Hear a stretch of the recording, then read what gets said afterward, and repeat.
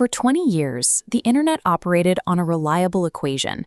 Users got free access, companies ran targeted ads, and massive infrastructure sat unchanged. By early 2026, that equation broke. Stricter global privacy laws choked off the data that powered those ads, and the consumer market reached peak saturation. The user base simply stopped growing. At the same time, the software inside these systems hit a severe bottleneck. The most advanced artificial intelligence models were completely frozen in time. To update an AI with new information, a company had to take it offline, spend millions of dollars, and wait months to retrain it from scratch. The hardware market faced the exact same stagnation. Consumers looked at minor incremental updates on premium phones and closed device ecosystems, and they simply refused to upgrade. This created a massive structural problem. Multi-billion-dollar empires had built their wealth on these unmoving, ad-supported, static models. Now they had to figure out how to survive when those systems stopped working. Meta's solution was to abandon its near-total dependence on the volatile advertising market. Instead of selling user attention to advertisers, they decided to sell the platform directly to the users. They launched Instagram Plus and Facebook Plus for $3.99 a month. By offering these subscriptions, the company traded a free, ad-heavy experience for a highly stable, predictable stream of direct revenue. This diagram illustrates the scale of that pivot. Meta has 3.2 billion monthly active users. If they convince just 5% of that user base to pay the $3.99 fee, the company generates $7.66 billion in annual subscription revenue. In the physical world, hardware makers were buckling under identical crushing pressure. Apple responded by aggressively cutting prices. They slashed the cost of the iPad Air M4 by up to $100, sacrificing hardware profit margins just to stimulate consumer demand. Google took a different approach. They released the Fitbit Air, a screenless fitness tracker, for an initial cost of just $99. The hardware itself does very little. To get the actual value, users have to pay $9.99 a month for a dynamic AI coach powered by Gemini. The hardware is no longer the final product. It is a cheap, physical entry point designed to lock you into a continuous, paid digital service. To keep these continuous services running without interruption, the physical infrastructure of the internet is leaving the ground entirely. Amazon is bypassing cell towers by building direct-to-device or D2D connectivity.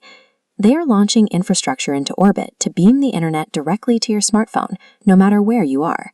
They secured this capability through an $11.57 billion acquisition of Globalstar. Crucially, this deal included buying out Apple's 20% stake in the company, giving Amazon the leverage to build a satellite network that works across multiple phone carriers. This massive investment is a direct attack on the current power dynamics in space.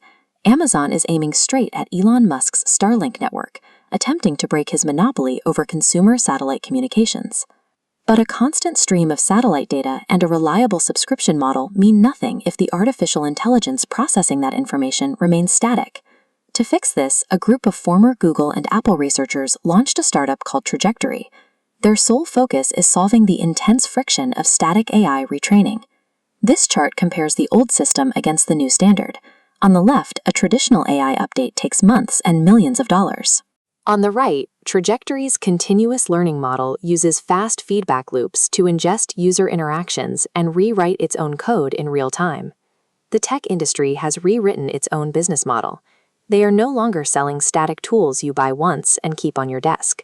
They are selling dynamic, constantly evolving partners that you subscribe to indefinitely. This new ecosystem relies on a specific reality. Your devices are now always-on, real-time data sponges. That constant flow of information exposes a vulnerability that sophisticated code cannot fix. We saw the consequences in the case of Michele Spagnolo. Spagnolo was a 36-year-old security engineer at Google. Through his job, he had authorized internal access to the company's Year in Search 2025 data, a list of the year's most popular search terms before they were released to the public. He used that internal data to place $2.7 million in bets on Polymarket, a decentralized prediction platform where users wager cryptocurrency on the outcomes of real-world events. The DOJ tracked the trades and arrested Spagnuolo in New York. He had walked away with $1.2 million in net profit before being caught. Spagnuolo's role gave him the precise authority to monitor the internal traffic he eventually exploited. He did not need to bypass Google's defenses because his daily responsibilities required him to work inside them. The Spagnuolo case exposes the friction inherent in the dynamic era. As companies shift toward real-time feedback loops and predictive models, they create massive pools of high-value, non-public data.